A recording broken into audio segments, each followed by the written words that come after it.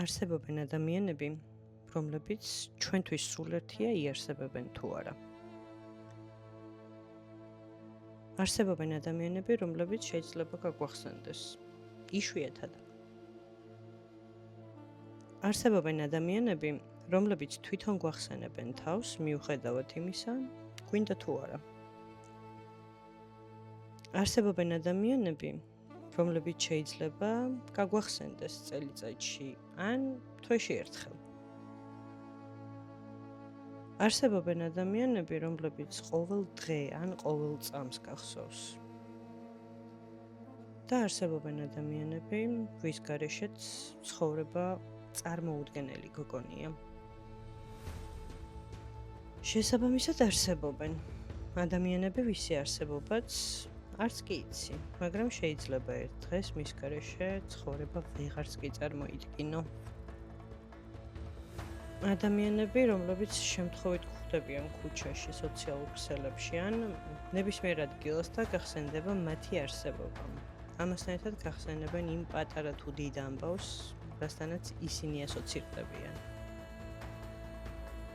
ადამიანები, რომლებიც უბრალოდ არსებობენ შენ ცხოვრებაში. მეტნაკლებად ქსიამოვნებს მათთან ურთიერთობა ან ვალდებული ხარ ურთიერთობა მათი სტატუსიდან გამომდინარე. ადამიანები, რომლებიც ხანდახან ისე გენატრებიან, მაგრამ არასდროს გაქვს დრო მათ სანახავად. ადამიანები, რომლებთან შეხებაც ყოველდღე გიწევს, გინდა თუ არა. შეიძლება ვალდებულებას გრძნობ.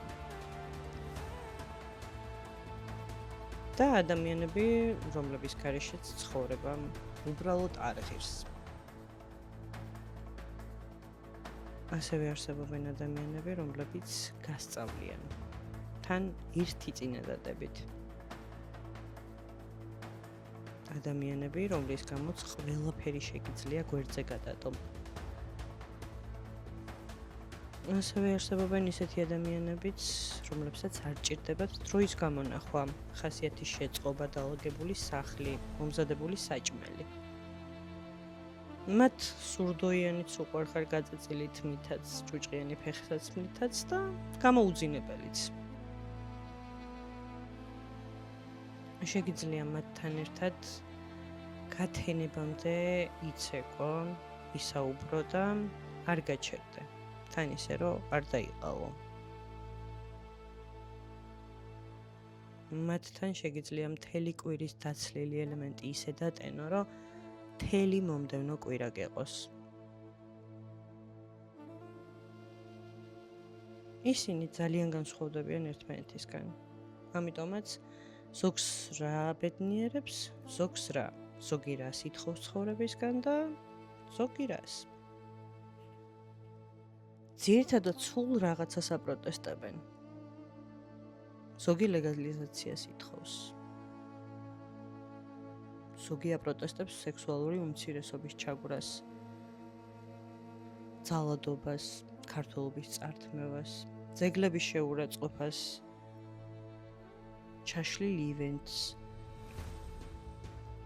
ზოგი პრემიერის გადადგომას ითხოვს, ზოგი პრეზიდენტის. დადგმულ სპექტაკლებს აპროტესტებენ ან პირიქით თვითონ გამენ სპექტაკლებს. ზოგს უდანაშაულო ადამიანების ჩაგვრა თრგუნავს.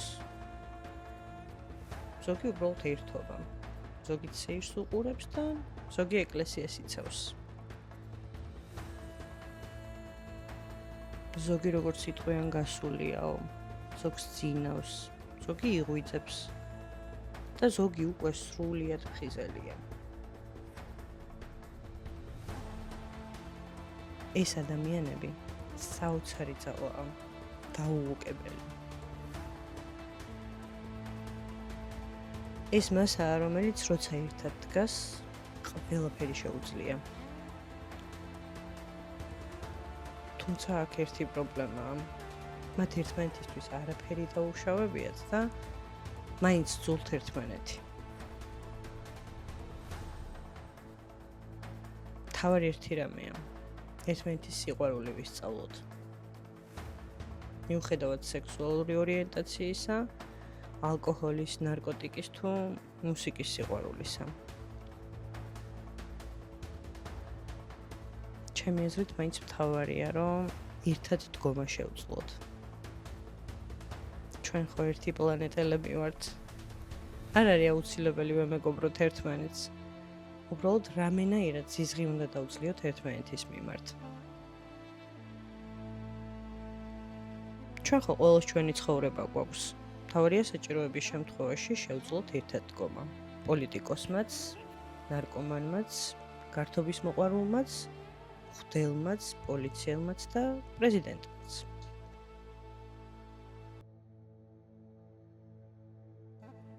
თუ ერთმანეთს არ შევჭამთ და ერთად ვიდგებით, დარწმუნებული ვარ, რომ ყველაფერი გამოგვივა.